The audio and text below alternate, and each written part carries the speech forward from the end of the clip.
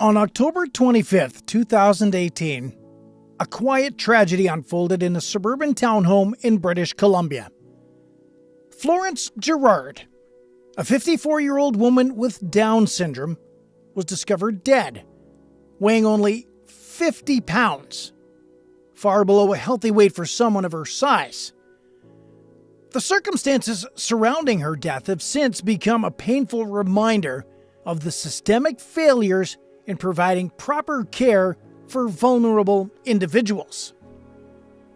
Florence's life, once full of potential, ended under tragic and preventable conditions, leaving her family and the community to ask, how could this even happen? Florence had always been a social and independent person. She was known for her vibrant personality and her participation in the Special Olympics, where she was a swimming competitor. As a young adult, Florence was employed shredding government documents and was able to navigate public transit all by herself, a feat that many might have thought impossible for someone with a developmental disability. But by the time of her death, Florence was far removed from that energetic woman, confined to a small bedroom in a home share arrangement that would ultimately become her prison. Florence's life was full of love and care, provided by a family that wanted only the best for her. But as an adult with developmental disabilities, Florence's needs for full-time care far exceeded what her family could provide on their own. Her sister, Sharon Bursey, recalls how the family had no choice but to place Florence in the hands of a caregiver who ultimately would betray that trust. The early days of Florence's living arrangement with her caregiver, Astrid Dahl, were marked by hope. The family had agreed to a home share arrangement, a system that places vulnerable adults with caregivers in a family-like setting, after Florence had lived in a group home where Dahl had worked as a caretaker. Sharon Bursey and her family believed that the arrangement would provide Florence with the best personalized care she needed, but the reality soon turned darker. Florence's sister vividly recalls the last time that she saw Florence, about 6 months before her death. Her weight loss was noticeable but not alarming. At 4'11", Florence had always been on the heavier side, but as her sister saw her shrinking, it was clear something was wrong. Yet, at the time, Florence was still capable of interacting with her family. She was skinny, but she was not the emaciated figure who would later be found lifeless in her room. Sharon spoke of how Florence loved to eat and had always been someone who enjoyed indulging in her favorite foods, an activity that made her happy. However, as time passed, Florence's condition worsened. Sharon's attempts to contact her sister were ignored, with Dahl either not answering the calls or blocking them entirely. Sharon was left with few options, unable to help her sister even though she was just a phone call away. The phone calls that went unanswered were a sign of something more sinister happening behind the closed doors of the townhome. When Sharon was finally able to see Florence, the damage was already done. Florence had been kept in a bedroom that was blocked off by a baby gate. The room was isolated from the rest of the house, with little to no interaction with the outside world. It was a prison cell in every sense of the word. A mattress on the floor and a television playing the movie Titanic on repeat was the only comfort Florence received. She was isolated, unable to reach out to her family, trapped in a tiny room that had become her world. Bursey described the conditions Florence had to endure as cruel and inhumane. It was as if her sister had been discarded and forgotten, kept in a state of isolation and neglect. She couldn't leave her room, she could not seek help, and she could not call out to her family. For Bursey, the comparison to a prison or even a concentration camp was hauntingly accurate. Florence, once a bright, active woman, was reduced to nothing more than a forgotten soul in a house that should have been her safe haven. The tragic truth came to light after Florence's death. The inquest into her death revealed the full extent of the neglect she had suffered. Dahl, Florence's caregiver, was convicted of failing to provide the necessaries of life, a charge stemming from her negligence.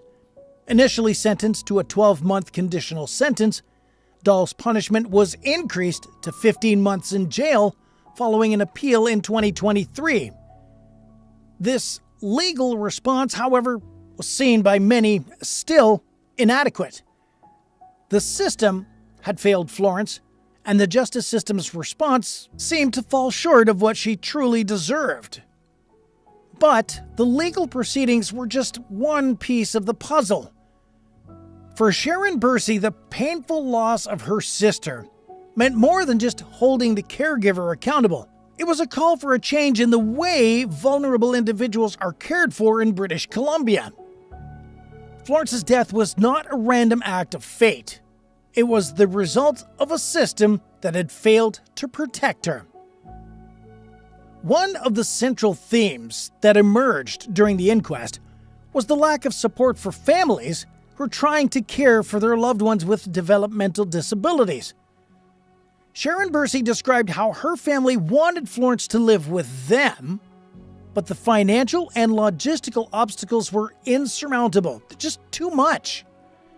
Despite having a perfect home environment, the Burseys were unable to provide Florence with the necessary care without the support of Community Living BC, or CLBC, the provincial Crown corporation responsible for funding services for adults with developmental disabilities.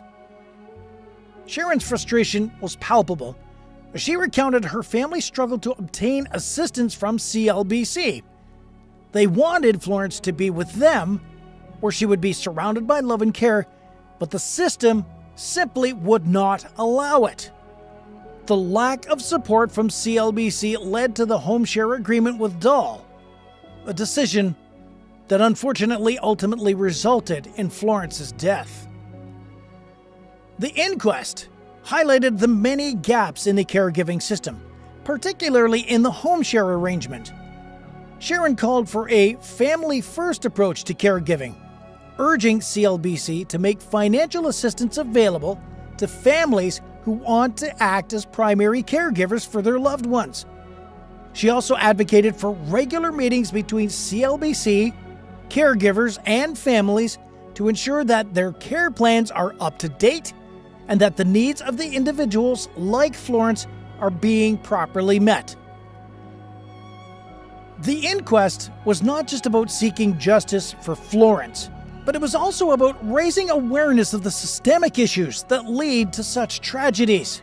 It's about ensuring that other vulnerable individuals do not have to endure the same fate as Florence. The public attention generated by the inquest has brought attention to the inadequacies of the home share system and has sparked a conversation about how to better care for people with developmental disabilities in British Columbia and beyond. Coroner's inquests are designed to explore the circumstances of a death and offer recommendations to prevent similar deaths in the future. They don't seek to assign blame, but to bring attention to preventable deaths. In this case, the hope is that the jury will make recommendations that will lead to meaningful changes in the caregiving system. Changes that will prevent future tragedies like the one that claimed Florence Girard's life. Sharon Bursey's emotional testimony was a powerful reminder of the need for reform. The photographs she brought to the stand, memories of a woman full of life and promise, were a stark contrast to the image of Florence as she was found at the time of her death. For Sharon, the inquest is about ensuring that her sister's death was not in vain, and that the lessons learned from her tragic end will help protect others in similar situations. Florence Girard's story is a tragic one, but it is also a call to action. It's a reminder of the importance of vigilance, of advocacy, and of never losing sight of those who are the most vulnerable in our society. It is a story that demands justice, not just for Florence, but for every individual who has ever been failed by the systems that are supposed to protect them. As the inquest continues, it remains to be seen what changes will come from this painful chapter. But one thing's for sure, Florence Girard's legacy will not be forgotten. Her death will serve as a catalyst for change, and her story will continue to resonate in the fight for better care for those with developmental disabilities. Thanks for taking the time to listen to this story. If you or someone you know is facing difficulties with a loved one in care, make sure to contact the proper authorities in your area. I'm Derek for Crime Science. I'll see you in the next one.